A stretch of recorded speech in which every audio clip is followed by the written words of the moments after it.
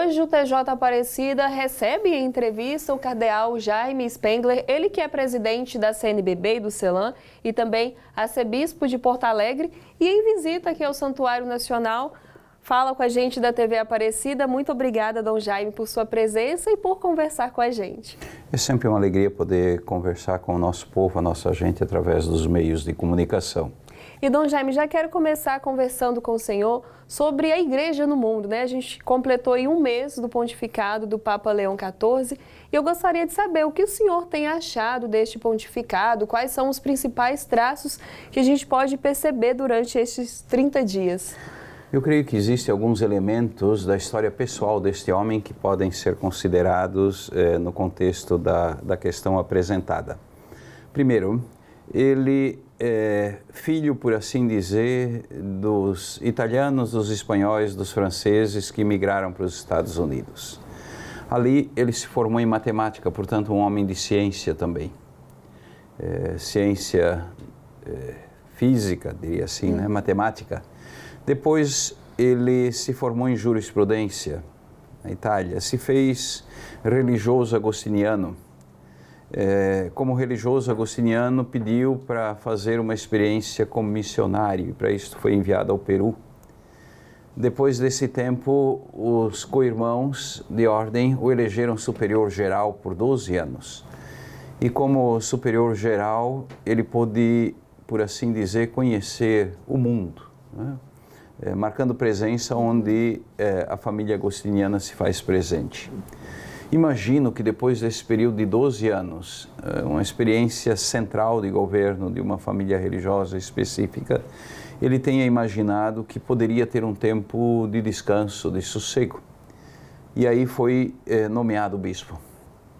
Como bispo também numa região delicada, marcada por uma presença grande de povos originários no Peru mesmo.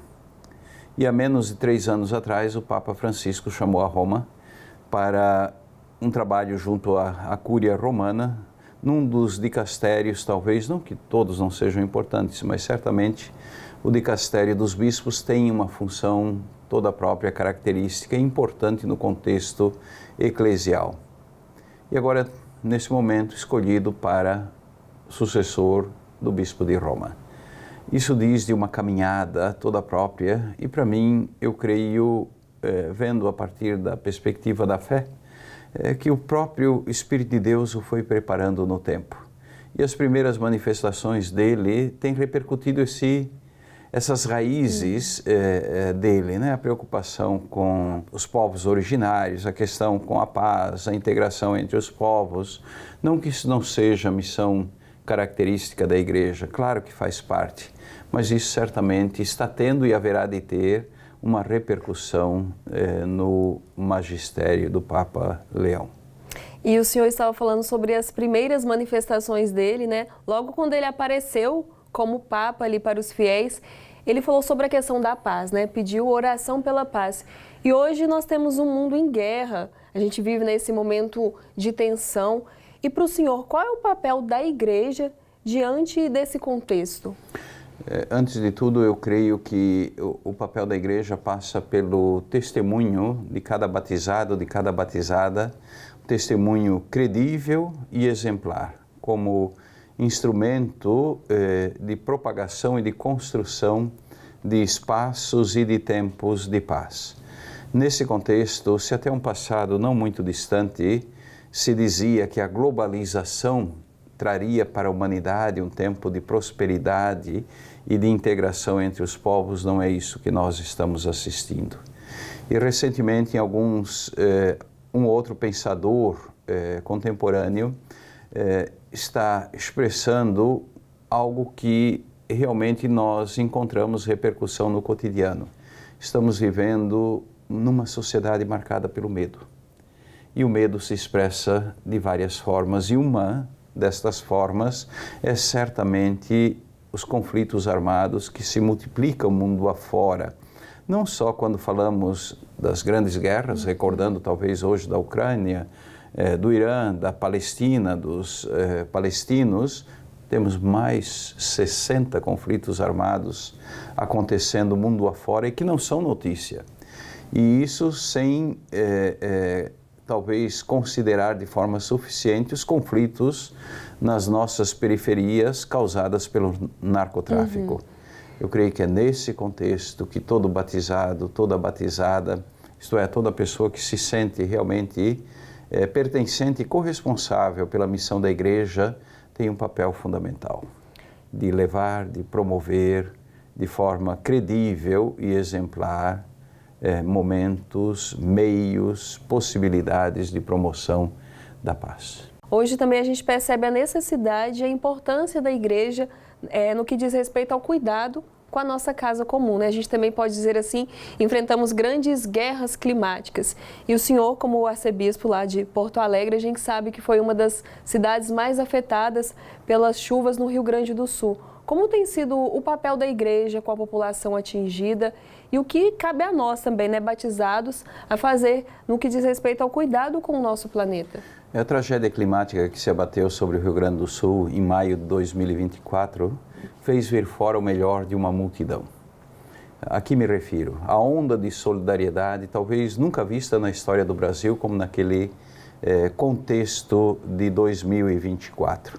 Mas também é verdade que a tragédia fez vir fora o pior de alguns.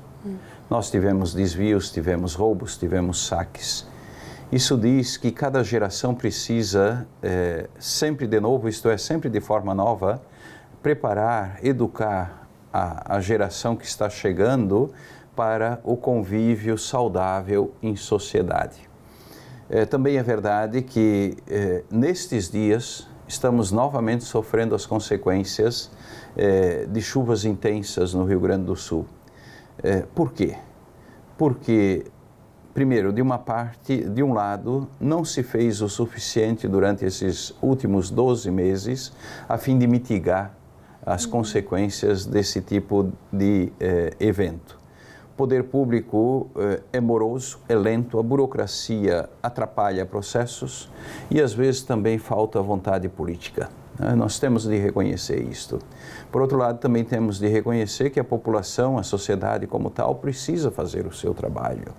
Então, quando o poder público e a sociedade são capazes de construir espaços de sintonia ou de simbiose em torno de uma causa comum, todos nós ganhamos.